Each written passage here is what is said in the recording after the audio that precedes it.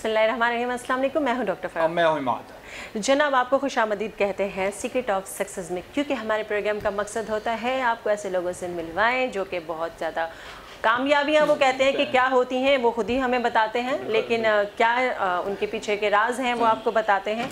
और जी संडे का दिन है, सुबह का टाइम है, आपके लिए हम चाहते हैं कि अच्छी बातें करें और अच्छी इन्फॉर्मेशन आपको दें। बिल्कुल बिल्कुल। आज के मेहमान हमारे साथ हैं डॉक्टर खालिद शेख साहब हैं। ये फॉर्मर स्पेशल सेक्रेटरी हेल्थ रह चुके हैं और करंट जो है वो सिंध हेल्थ के कमीशन के कमिश्नर हैं। अस्सलाम वालेकुम खालिद साहब, कैसे हैं डॉक्टर साहब? खैरियत से हैं? अस्सलाम वालेकुम सर। वालेकुम जी सर, कैसे हैं आप? First class. हमने आपको सुबह उठा तो नहीं दिया, आदत तो होती है ऑफिस जाने की। I was in the meeting the FTC building, from there I will come over. Thank you so much sir, आपने टाइम दिया। जनाब, जिंदगी आपकी कैसे गुजर रही है इतनी महंगाई में? बस शुक्र अल्लाह का, सही गुजर रही है। We are white collar people, लेकिन महंगाई इतनी बढ़ गई है कि हम ही बड़ी मुश्किल से गुजार रहे हैं, तो गरीबों का तो बहुत बुरा हाल होगा। वो बेचारे तो 2 वक्त का खाना भी नहीं खा सकते होंगे जी। तो महंगाई बहुत है तो सर जी बिल्कुल बिल्कुल बिल्कुल। कहाँ से तालीम हासिल की आपने? मैंने actually I belong to Shikarpur Shikarpur से, तो जहाँ के अचार बड़े मशहूर हैं। जी, और बहुत मज़े के होते हैं। मज़े के होते हैं। तो वहाँ तक मैं मैट्रिक तक वहाँ पढ़ा हूँ शिकारपुर में। इंटर मैंने सक्कर से किया था। अच्छा। फिर मेरी एडमिशन हुई लियाकत मेडिकल कॉलेज जामशोरो में, तो MBBS मैंने वहाँ से की थी। नाइस। उसके बाद मैं सर्विस में एंटर हुआ।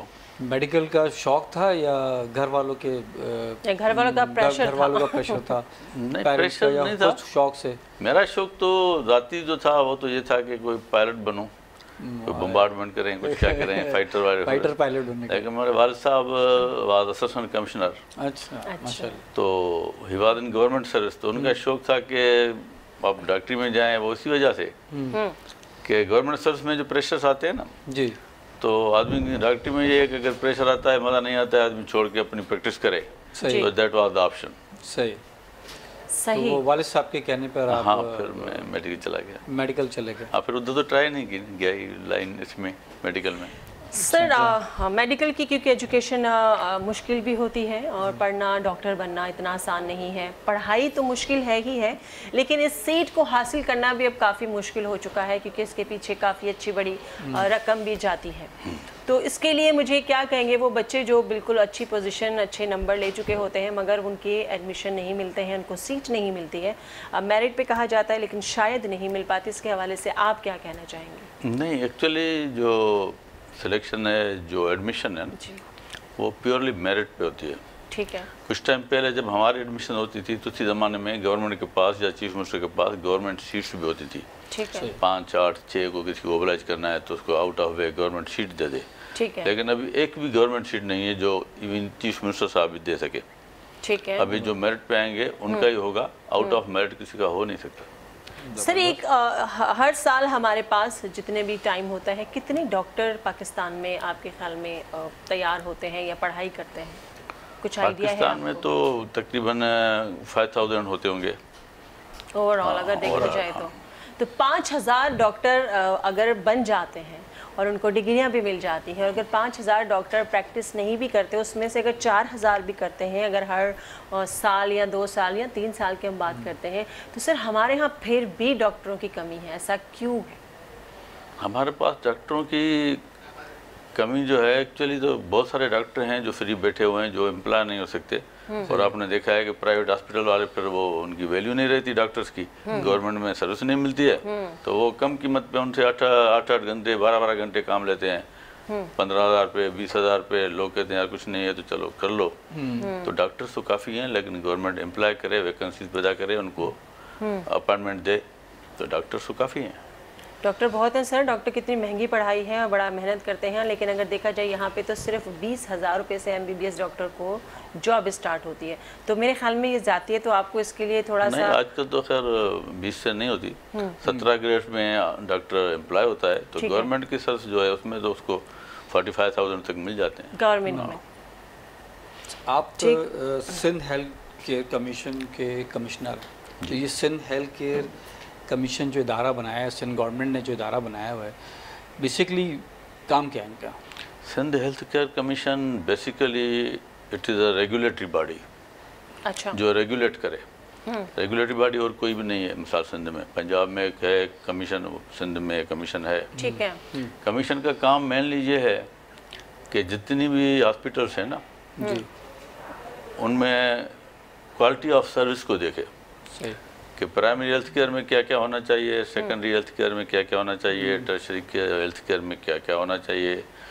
हमारे मिनिमम सर्विस स्टैंडर्ड्स यूएसए से बनवा के हमने डिस्ट्रीब्यूट कर दिए हैं, और उसी हिसाब से हम चाहते हैं कि जितनी भी हॉस्पिटल्स हैं जी जी, वो सब हमारे पास रजिस्टर हों, चाहे ठीक है। प्राइवेट हो चाहे पब्लिक हो। ठीक है। उनकी सारी की हम रजिस्ट्रेशन करते हैं, और इसी हिसाब में क्या होता है कि क्विक जो है ना, जो अताई डॉक्टर जिसको हम कहते हैं, वो रजिस्टर नहीं हो सकता। सही, ठीक है। फिर हम उनके खिलाफ एक क्रैकडाउन डालते हैं कि उनकी क्लिनिक्स बंद करते हैं, सील करते हैं, उन पर एफआईआर करते हैं, जेलों में डालते हैं, ताकि ये जो अताई डॉक्टर हैं ये बंद हो जाएं।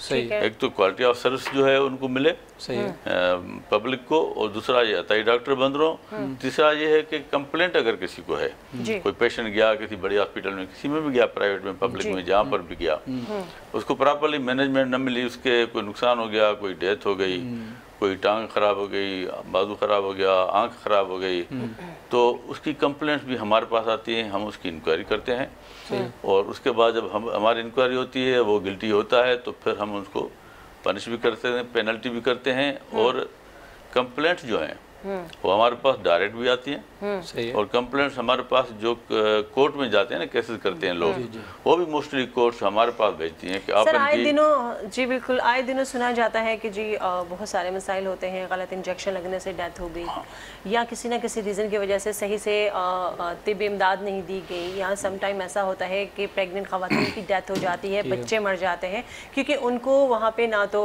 सही से देखा जाता है, ना उनको इमदाद मिलती है। तो उस हवाले से तो बहुत सारे केसेस फिर तो आपके पास मेरे ख्याल में एक फ़ाइल बनी हुई होनी चाहिए।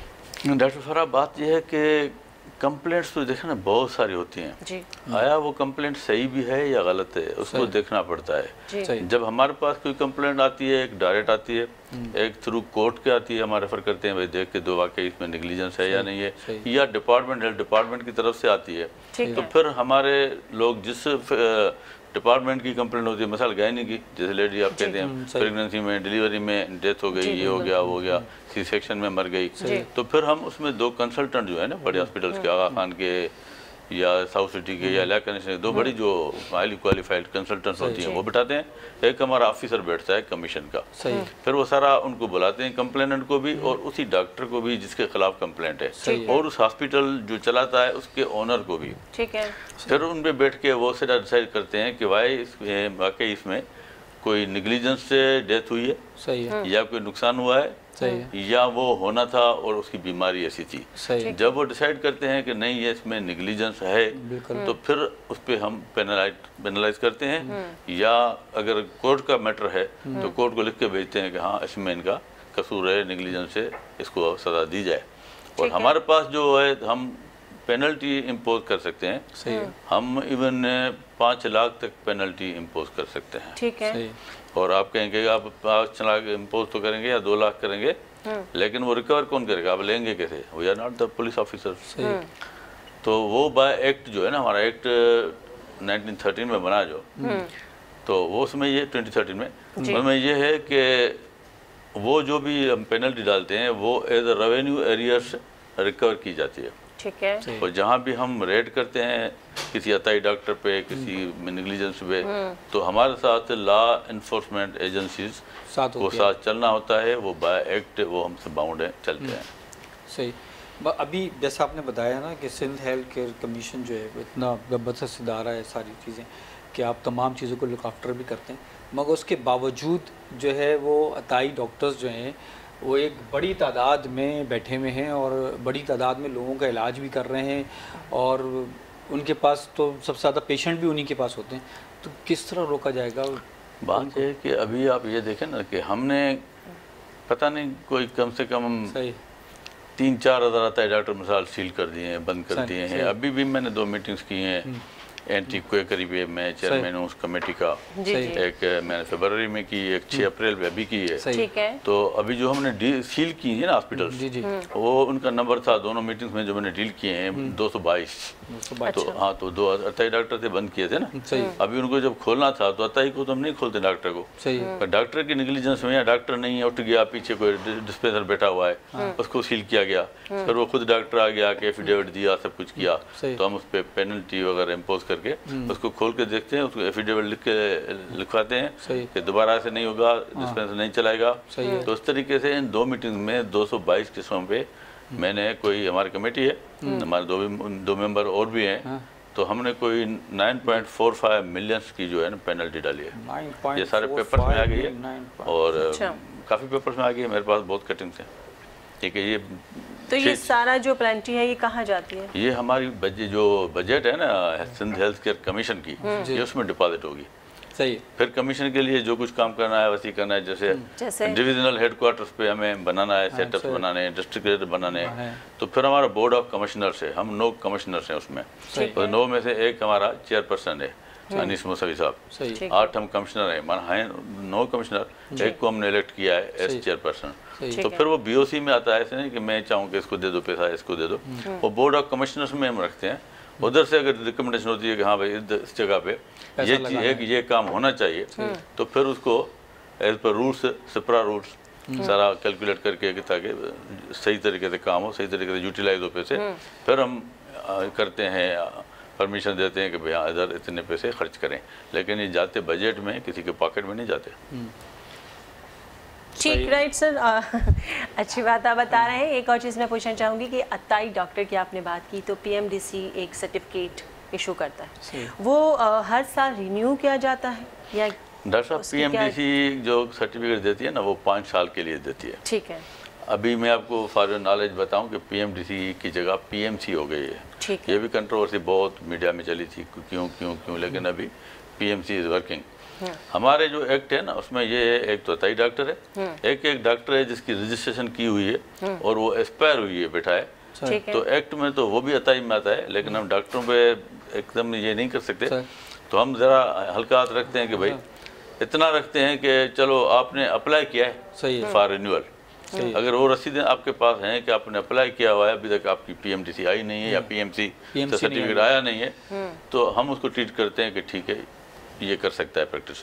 जब तक उसका आ जाए, लगता है 2, 4, 5, 7 महीने लग जाते हैं ना। इसके बीच में अगर हमारी टीम चली जाती है तो ऐसे तो नहीं कि डॉक्टर को हम अताई बना दें, ये तो नहीं कर सकते। ऑफ कोर्स ऐसा नहीं कर सकते। वैसे हमारे पाकिस्तान में डॉक्टरों की कमी है, क्योंकि अभी कोविड में पता चला था कि बहुत से ऐसे डॉक्टर्स जिनकी ज़रूरत थी वो छुट्टियां लेके घर चले गए, अपने अपने गांव चले गए, क्योंकि वो कोविड में वो उस तरह काम उन्होंने नहीं किया। लेकिन बहुत से ऐसे डॉक्टरों को भी सैल्यूट है जिन्होंने वाकई काम किया, फ्रंट लाइन पर रह के काम किया, अपनी ज़िंदगी को ख़तरे में डाल के काम किया, अपने घर वालों को। बहुत से ऐसे डॉक्टर जिनकी वजह से उनके फैमिली में भी कोविड फैला।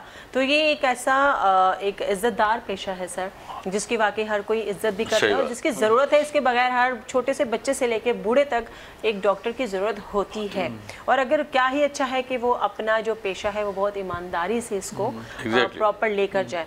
सर आप, क्योंकि आपने कहा कि आप जो है वो जगह जगह जाके छापे भी मारते हैं, और सर मेडिसिन के हवाले से भी अगर कोई बात की जाए, एक चीज़ मैं आपको थोड़ा क्लियर करूं कि जो छापे मारना है ना वो हमारा काम नहीं है।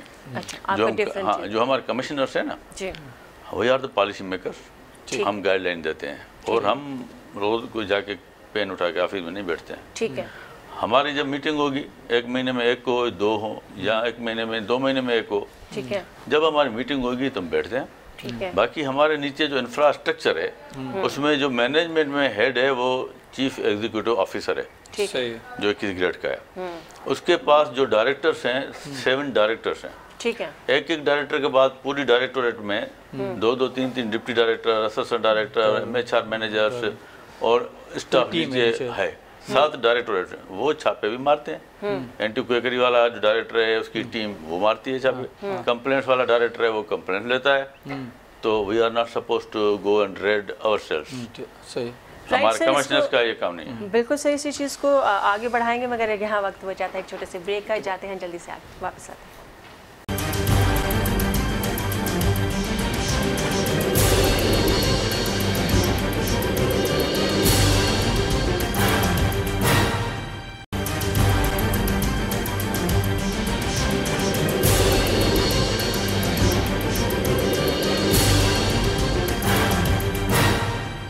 जनाब, तो हम वापस आ चुके हैं और बहुत ही ज़बरदस्त किस्म की आपको इन्फॉर्मेशन दी जा रही है। सर, आप अपनी बात पूरी करेंगे। सही।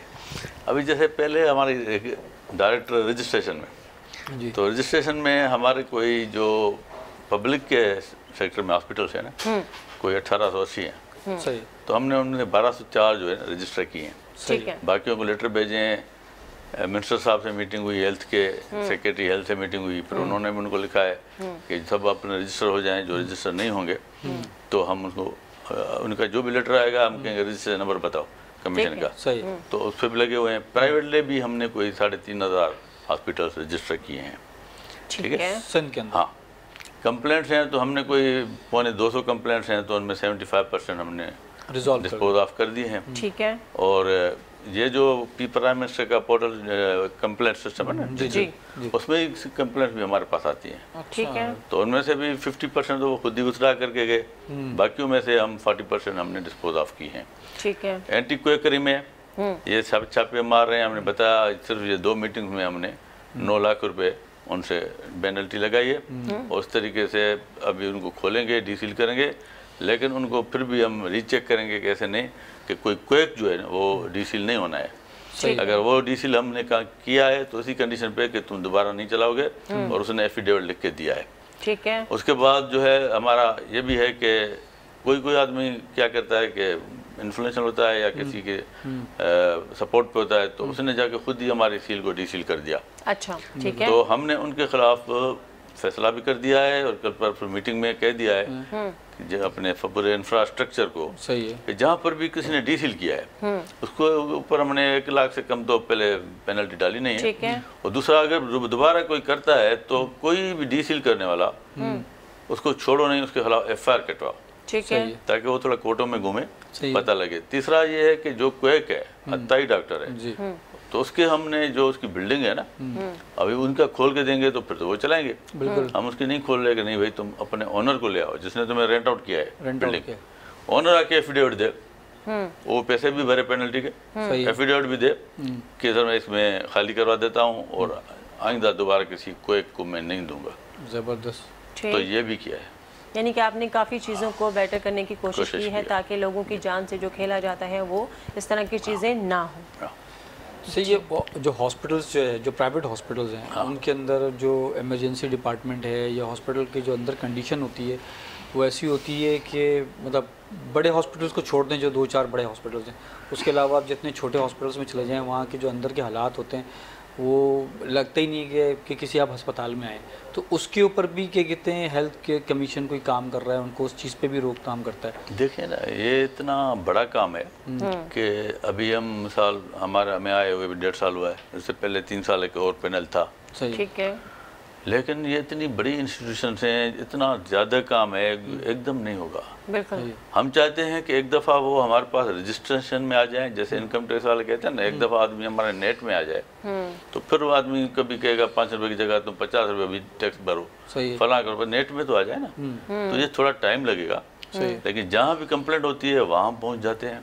सही। बाकी ऐसे तो जहाँ भी कोई तो सारे हॉस्पिटल्स को हम विजिट तो नहीं कर सकते ना, इतना तो हमारे पास ह्यूमन रिसोर्स में नहीं है। अच्छा। अभी जो कुछ हमारे पास सीटें खाली हैं 50-60, वो भी अभी हमने IBS अखर को दिए हैं ताकि उसमें रिक्रूटमेंट में टू एंश्योर ट्रांसपेरेंसी, सही, वो हमने खुद नहीं की, वो उनको दे दिए कि आप एग्जाम लेके सारा जो MCQ ये वो फिल्टर करके हमें लोग दें ताकि हम फिर उनके इंटरव्यू करके उनको रिक्रूट करें।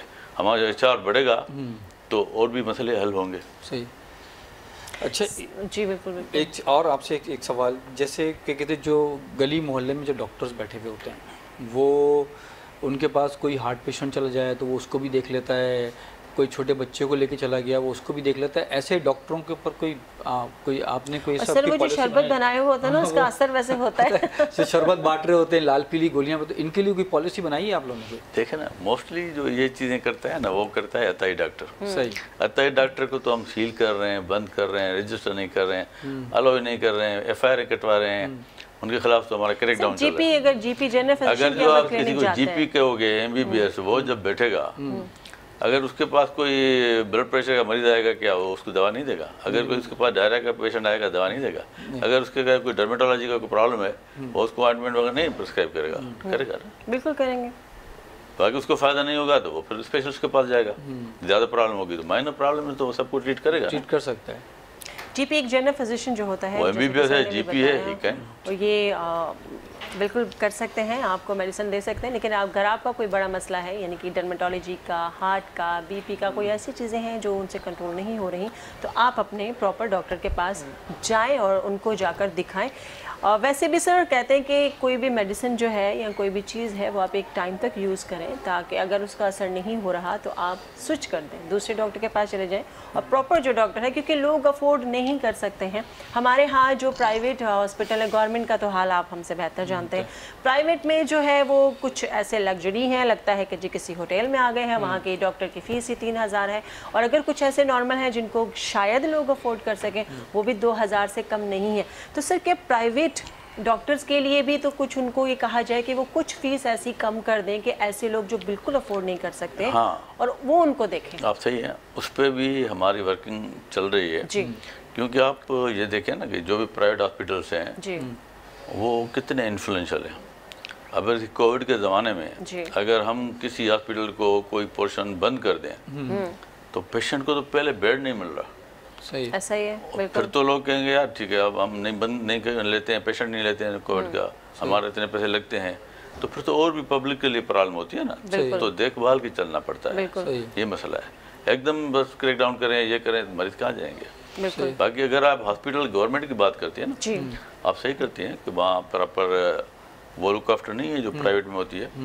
लेकिन एक बात आप देखें, कोई भी हॉस्पिटल होती है ना, उसको मेजर किया जाता है कि उसकी इंडोर ऑक्यूपेंसी कितनी है। सही। जहाँ सर्विस नहीं मिलती ना, वहाँ बेड्स खाली पड़े होते हैं।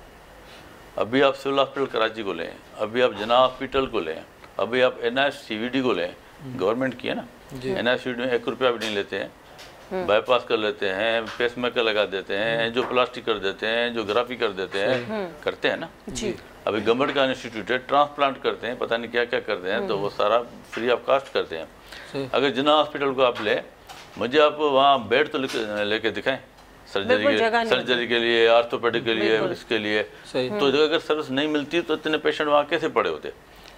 सर सर्विस बिल्कुल मिलती है, लेकिन एक गरीब बंदा जो गांव देहात में भी हमारे पास अगर वो जाता है तो उसको जाके वहाँ पे कोई बेचारे के लिए कोई सिस्टम नहीं होता है, उसको जाहिर है रोडों पे ही बैठना पड़ता है या बाहर फुटपाथ पे बैठना पड़ता है। मेरा आपसे सवाल सिर्फ एक ये है कि हमारा, क्योंकि कराची में आवाम बहुत है, इसको 1.5 करोड़ में गिना जाता है, जबकि मुझे तो लगता है 5 करोड़ से भी ज्यादा आवाम होगी। कराची की कोई पॉपुलेशन आजकल जो है ना, वो कोई 2.5 करोड़ की है। 2.5 करोड़ जिसको अकाउंट, मुझे तो सर जो गाड़ियां जहां भी जाएं, आपको लगता है कि जिधर भी जाएं वहां लोग ही लोग नजर आते हैं, तो मुझे तो ऐसा लगता है कि 2.5 करोड़ से भी ज्यादा की आवाम है। अगर इसको काउंट करवाया जाए तो मेरी ये जो प्रेडिक्शन है ये बिल्कुल सच निकलेगी। तो इस हवाले से हमारे यहाँ गवर्नमेंट हॉस्पिटल कितने हैं? गवर्नमेंट हॉस्पिटल्स कितने हैं? गवर्नमेंट हॉस्पिटल्स तो बहुत सारे हैं जो काम अपना प्रॉपर करें, जिसको सिविल और सिविल है, जना है, आपके NICVD है, आपकी अपने कोरंगी फाय हॉस्पिटल है, और ये सिर्फ आपकी लियाकताबाद हॉस्पिटल है, आपका कत्तर हॉस्पिटल है, इतना काम कर रहा है, इब्राहिम हैदरी हॉस्पिटल है, और इसमें बहुत सारे बड़े बड़े हॉस्पिटल हैं हमारे पास जो ट्रस्टी केयर का काम करती हैं, और ऑल फैकल्टीज, ऑल स्पेशलिटीज वहाँ पर हैं, लियाकताबाद में, कोरंगी में, कत्तर में, और न्यू कराची में। सही, बहुत सारे, इब्राहिम हैदरी में। हेल्थ के ऊपर बिल्कुल काम हो रहा है। और ये पूछने का मकसद ये था कि हमारे यहाँ अक्सर लोगों को पता नहीं होता कि क्या कहाँ कौन कौन से हॉस्पिटल हैं। तो ऐसे हॉस्पिटल कराची में अगर देखा जाए, मेरे ख्याल में 10 से 15 ऐसे हॉस्पिटल हैं जो कि गवर्नमेंट काम कर रहे हैं, और इसके अलावा कुछ ऐसे हॉस्पिटल हैं जो प्राइवेट हैं, जो ट्रस्ट बेस पे भी काम कर रहे हैं और काफ़ी ज़्यादा हेल्प भी हो रही है। इसके हवाले से अगर मैं आपसे ये कहूँ कि मेडिसिन के ऊपर मैं अगर आपसे बात करूँ कि दवाइयाँ ब्लैक में बिकती हैं, और जब अवेलेबल नहीं होती 100 रुपये की 1000 रुपये में चली जाती है, और ये ऐसा होता है। और मैंने खुद भी कुछ ऐसी मेडिसिन है जो पेरेंट्स के लिए आपको चाहिए होती है और एनी हाउ चाहिए होती है। सर उसके ऊपर आप क्या बात करेंगे? नहीं, मतलब वो कौन सी दवा की आप बात कर रहे हैं?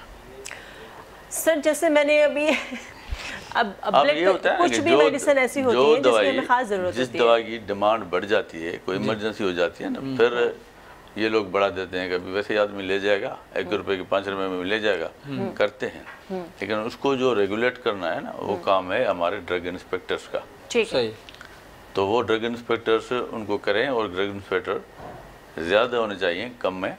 उनकी जो कारकर्दगी है ना वो इतनी नहीं है कि सब पे कंट्रोल करें, वो करना चाहिए, और ये है कंप्लेंट। मतलब आपके हेल्थ केयर, लेकिन वो उसकी ड्रग प्राइसिंग पे कम ज़्यादा बेचते हैं, तो उसमें हेल्थ केयर कमीशन का रोल नहीं है। सर एक और चीज़ ये कि मेडिकल स्टोर को प्रॉपर उनको मेडिकल स्टोर पे कमीशन का रोल नहीं है, रोल नहीं है। वैसे मैं आपसे अगर एक डिस्कशन करूं कि अगर हेल्थ, क्योंकि हम हेल्थ पे भी बात कर रहे हैं, तो आप अगर देखें कि एक परचून की दुकान है तो उसने भी कभी दवाइयाँ रखी हुई होती हैं, हालांकि उसको पता नहीं होता कि कौन सी दवाई देनी है, और अक्सर गलत दवाइयाँ भी चली जाती हैं। तो मेरे ख्याल में उस पर भी रोकथाम होना चाहिए। बिल्कुल होना चाहिए। विदाउट प्रिस्क्रिप्शन जो ड्रग्स है ना, लाइफ सेविंग ड्रग्स मिल रही हैं, गलत नहीं मिलनी चाहिए। ये department of health government of Sindh जो है ना, इसको देखता है, और drug inspectors are working under health department. तो ये उनको करना चाहिए कि विदाउट प्रिस्क्रिप्शन दवा न मिले। नहीं, विदाउट प्रिस्क्रिप्शन भी सर, और दूसरा ये कि क्या कहते हैं, जो मेडिकल स्टोर पे जो स्टाफ होता है वो मैट्रिक पास लड़के और इंटर पास टाइप के लोग जो हैं बैठ के दवाइयाँ दे रहे होते हैं, वहाँ 2 साल 4 महीना काम करके सीख जाते हैं। तो वहाँ पे भी कोई ऐसा डिपार्टमेंट होना चाहिए ना, जो कि वहाँ पे या तो MBBS कोई हो या B.Pharmacy नहीं होगा। एक्चुअली क्या होता था, जो मैं इधर मैंने EDO हेल्थ कराची भी काम किया है, पूरी कराची 6 ज़िले मेरे अंडर में थे। सही। और इन 6 ज़िलों में जितने मेडिकल स्टोर के लाइसेंसेस थे मैं इशू करता था एज ए EDO कराची। सही। उसी ज़माने में रूल्स में ये था कि आप डिस्पेंसर को दे सकते हैं मेडिकल स्टोर। वहाँ पे हमारा ड्रग इंस्पेक्टर साइट इंस्पेक्शन करके आता था। सही है। फिर जो है फलां है, ये है, वो रिपोर्ट देता था, उस पर ये लाइसेंस इशू होता था। सही। आजकल जो स्टैंडिंग रूल्स है ना, वो ये है कि फार्मासिस्ट को आप मेडिकल स्टोर दे सकते हैं। अच्छा। लेकिन मेरी ऑब्जर्वेशन ये है, जो मैं काफ़ी बड़े बड़े फोरम पे भी खुल के बोला है मैंने, कि भाई जितने हमारे पास मेडिकल स्टोर हैं उनके 1/5 भी हमारे पास फार्मासिस्ट नहीं है। सही। बिल्कुल। तो फार्मासिस्ट कहाँ से बैठेगा वहाँ पे? फिर ये फार्मासिस्ट क्या करते हैं कि आपको रेंट पे दे दिया सर्टिफिकेट, एक ही फार्मासिस्ट का 4 जगह पे फोटो लगा होगा कि ये, लेकिन वो खुद तो फिजिकली अवेलेबल नहीं होता है। सही है। और वहाँ ये लड़के दवाएं देते हैं, तो इसको रोकना चाहिए। I know this. बिल्कुल, इस बारे में मुझे पता चला था कि ये जो सर्टिफिकेट होता है फार्मास्यूटिकल का, ये वाकई रेंट भी देते हैं और बेचते तो खैर नहीं है, रेंट पे ही देते हैं, बेच तो नहीं सकते ऑफ कोर्स, कि उनके अपने सर्टिफिकेट होता है, किसी को दे नहीं सकते। लेकिन अगर ऐसी जगह पे ऐसे लोग भी बैठे हैं तो वो हमारे लिए ख़तरनाक चीज़ है। उनको प्रॉपर एक एजुकेशन होनी चाहिए, उनके बारे में पता होना चाहिए। हमारे पास ऐसी हालत है, तो ठीक है फार्मासिस्ट है ना, हमारे पास बहुत सारे जो क्वेक्स है ना जी, उनके पास डॉक्टर का नाम लिखा हुआ है, बोर्ड लगा हुआ है, और डॉक्टर तो नहीं होता, वो भी रेंट आउट होता है। फिर हम उसको दोबारा चेक करते हैं कि भाई रोज़ डॉक्टर नहीं है, ये कैसे? सही है। तो फिर अगर ऐसा कोई डॉक्टर हमें मिलता है ना, तो हम उसके खिलाफ PMDC को लिखते हैं कि इनकी रजिस्ट्रेशन कैंसिल करें। ठीक है।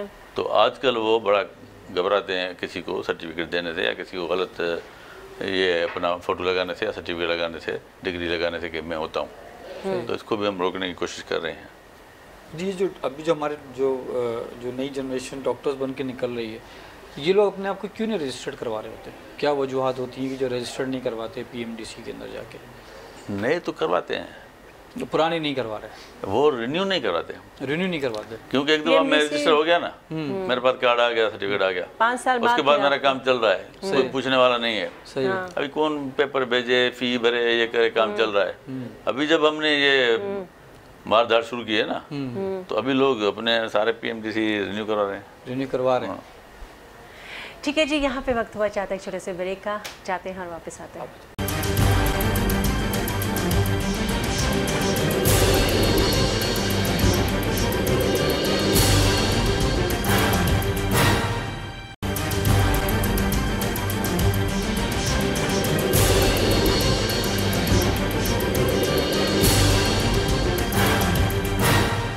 जी जनाब, वापस आ चुके हैं और सर से बहुत अच्छी हम बातें कर रहे हैं। उम्मीद करती हूँ कि आपके बहुत इन्फॉर्मेशन मिली होगी एज़ यूजुअल, जैसे कि हमारे प्रोग्राम से आपको मिलती है।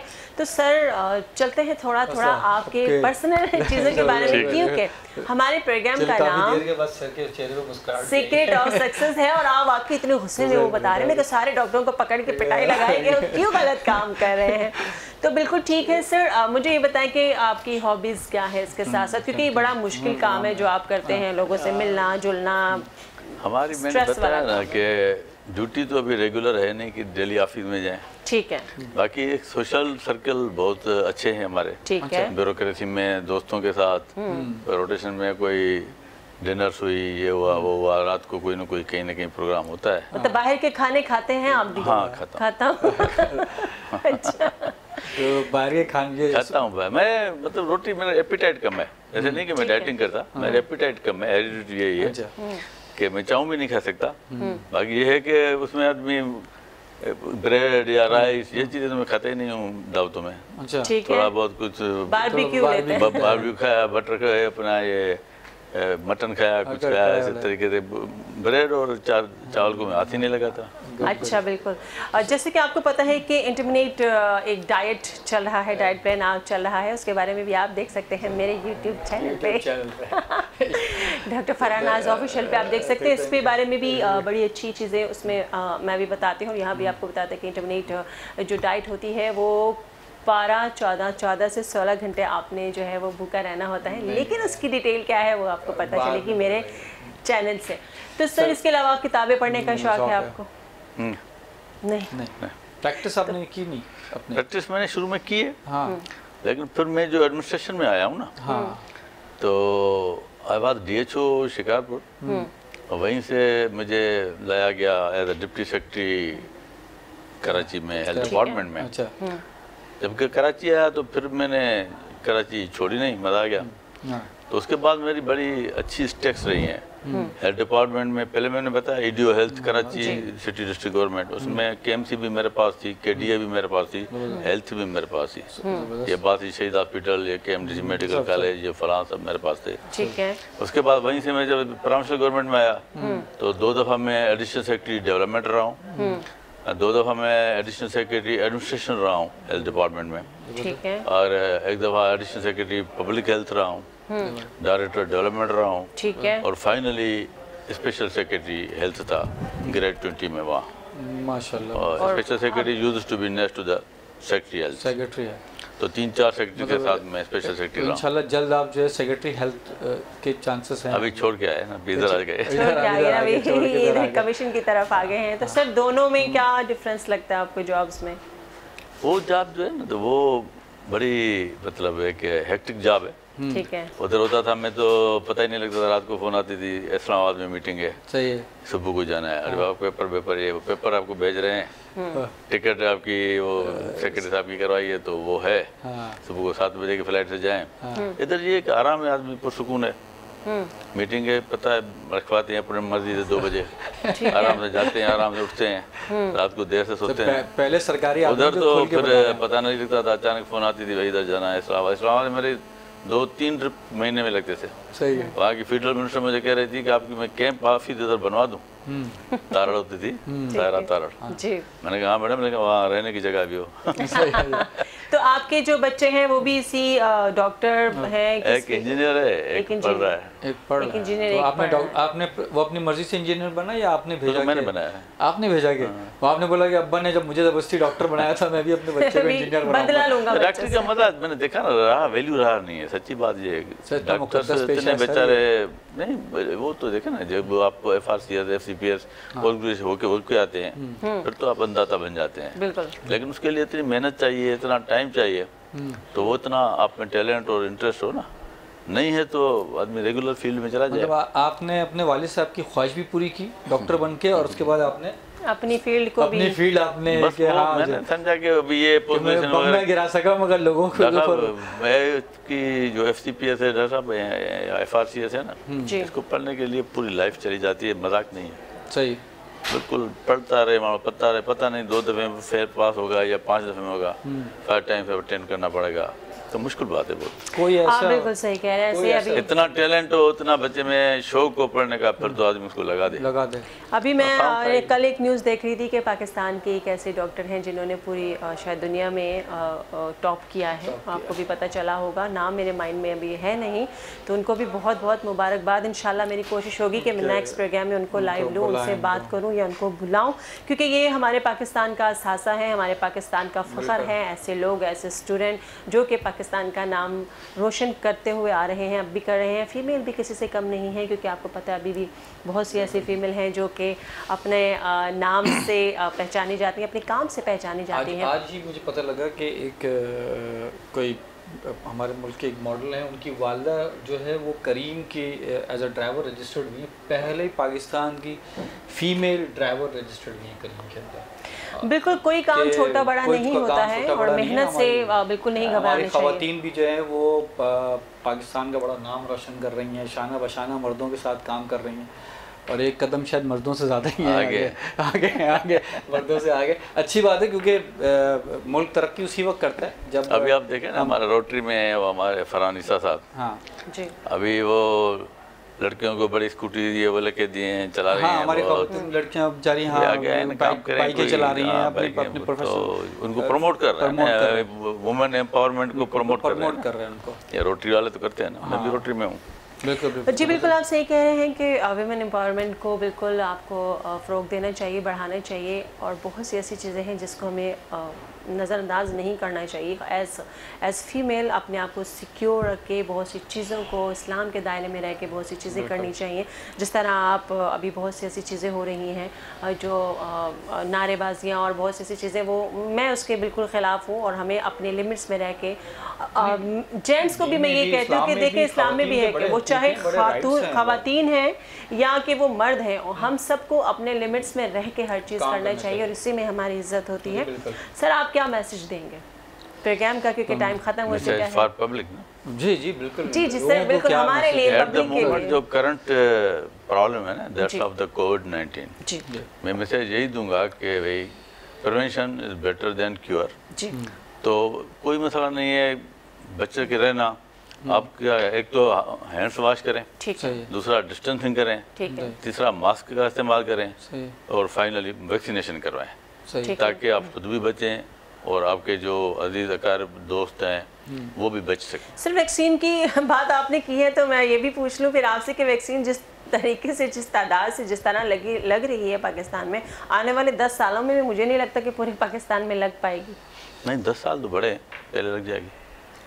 हाँ, आइडियली ऐसी बात नहीं है, लग जाएगी अभी हमने हमारे पास जो है ना कमीशन में, हम कमीशन वाले जो प्राइवेट सेंटर खोलते हैं ना, जो अपनी इंपोर्ट करेंगे और लगाएंगे, तो उनको हम इंस्पेक्ट करते हैं, ठीक है, कि उनकी जो जगह है वो सही है, वहाँ पे जो टेम्परेचर में मेंटेन करना है माइनस पे, वो जगह है या नहीं है। और NCOC की एक गाइडलाइंस हैं कि जो भी CVC कहते हैं, corona vaccination centre, CVC centre खुले, उसके पास एक छोटी सी ER होनी चाहिए, इमरजेंसी रूम। कोई रिएक्शन हो तो उसको ट्रीट करें, और अगर ER नहीं है तो उनके पास एक एम्बुलेंस स्टेशन हो, ताकि कोई रिएक्शन हो तो एकदम उसको टर्शरी केयर हॉस्पिटल शिफ्ट करें। ठीक है, तो अभी हमारे पास कोई 79 एप्लीकेशंस आई हैं, जिसमें से हमने कोई 42 को इंस्पेक्ट किया है, ठीक है, 25 को हम रिकमेंड कर चुके हैं गवर्नमेंट को कि इनको आप NOC दें, तो they should import the vaccine और लगाएं लोगों को। ठीक है, तो अभी क्राइटेरिया बना दिया, अभी उन्होंने बाहर कंट्री शुरू कर दिया है, जिनको इजाज़त मिल गई है,